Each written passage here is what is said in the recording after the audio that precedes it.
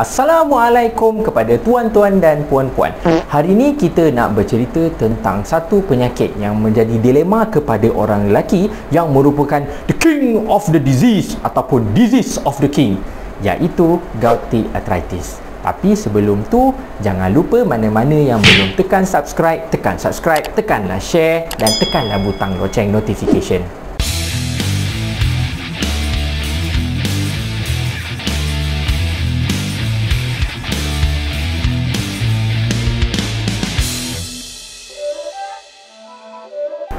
Minggu ni kan ramai betul yang datang dekat klinik sebab masalah gout sampai kena cucuk dengan painkiller.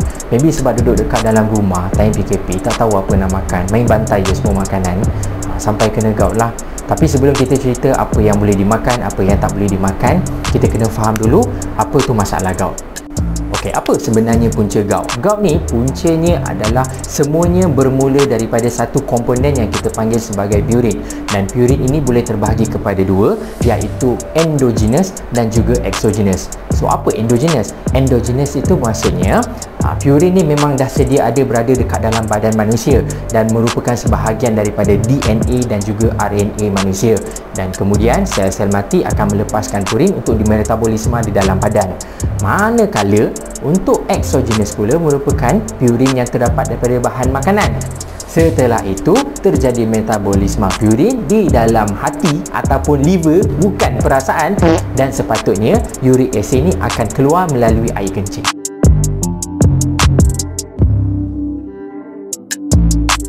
Level uric acid akan tinggi apabila nombor 1, penghasilan uric acid terlalu tinggi dalam hati. Nombor 2, pembuangan uric acid melalui air kencing semakin berkurang.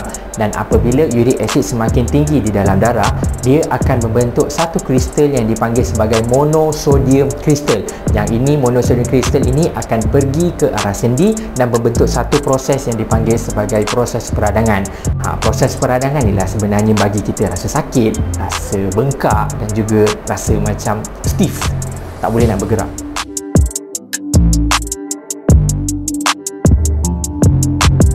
Kalau pergi dekat klinik, mesti dia akan tanya benda ni. Apa sebenarnya tak boleh makan, doktor? Ada 3 benda yang tak boleh dimakan, pantang untuk orang yang ada masalah gout, iaitu nombor 1, makanan yang tinggi purin, nombor 2, makanan berfruktosa tinggi, dan nombor 3, minuman yang beralkohol.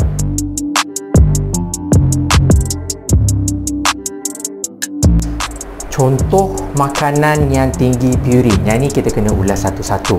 Kita bermula dengan organ dalaman. Contoh organ dalaman macam hati, paru, limpa, ginjal, otak.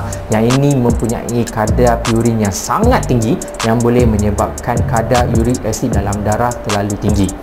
Nombor 2 adalah daging merah. Contoh daging merah macam daging kambing, daging lembu ataupun daging baby. Contoh makanan laut macam kerang, sotong, lala, ketam. Ikan pun ada juga. Contohnya ikan kembung, ikan parang, ikan sardin ataupun ikan bilis. Ikan ini boleh dimakan dengan kuantiti yang sederhana sebab khasiatnya lebih tinggi daripada risiko untuk mendapat gout. Yeast pula ada satu organisma yang berada dekat dalam badan untuk proses pembuatan makanan. Selalunya akan ada pada roti, pau, donat, apam, buah-buahan. Buah-buahan ada juga yang tinggi purin, sebagai contoh tembikai, apple, mangga, buah pear, buah kiwi, buah lychee, buah anggur.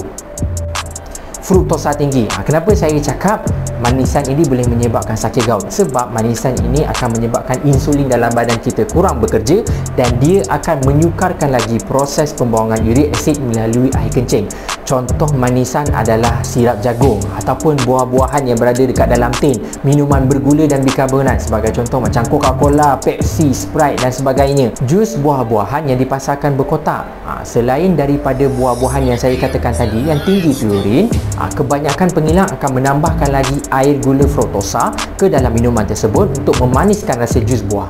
Minuman beralkohol, takkan saya nak cerita pasal minuman beralkohol. Seboleh-bolehnya siapa-siapa yang minum alkohol kena elakkan minuman beralkohol sewaktu kena serangan gout ataupun kena hadkan pengambilan air alkohol sewaktu berada ke dalam fasa yang sihat. Contoh-contohnya minuman beralkohol macam wine, brandy, whisky, sake, rum, vodka.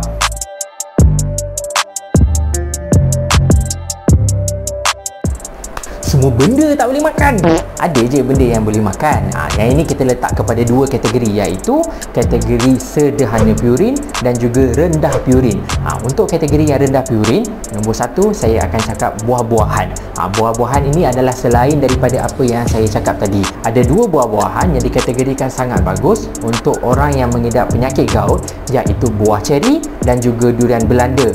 Yang ini boleh mengurangkan risiko terjadinya sakit gout, boleh mengurangkan peradangan dan juga sendi-sendi yang menjadi bengkak. Sayur-sayuran macam semua jenis sayur-sayuran lah, kentang, cendawan, terung, timun, ataupun sayuran yang berdaun. Biji-bijian pun boleh juga, macam oat ataupun beras perang ataupun macam barley, ataupun boleh makan macam roti, bihun ataupun kuih tiaw, susu dengan produk tenusu semua boleh. Dan juga rempah dan juga herba pun boleh juga.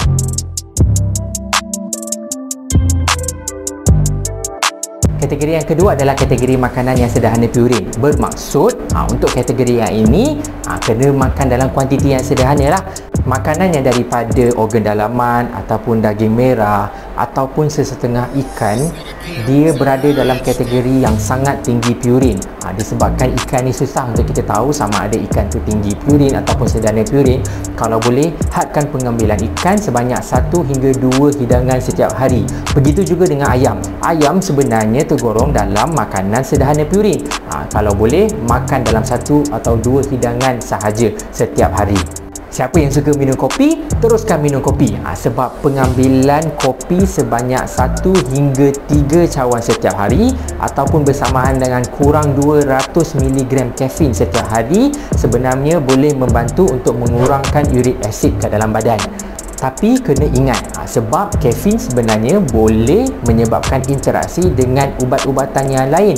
Kalau boleh, kena rujuk dengan doktor ataupun pegawai dietetik anda. Sekian sahaja cerita pasal gout. Tapi sebenarnya susah juga nak cerita pasal gout ni, sebab dia ada berkait rapat dengan diet kita. Sebab kalau kita nak bercerita pasal diet, dia bergantung kepada orang juga. Ada orang tak boleh makan ni, boleh makan ni. Ada orang boleh makan ni, tak boleh makan ni. Tapi kalau dah makan sikit pun sampai meraung-raung, tak payahlah nak buang tebiat makan lagi. Kita ikut je lah pepatah Melayu. Sakit tu sekali, nikmat makan tu selamanya. Kalau sakit, makanlah painkiller.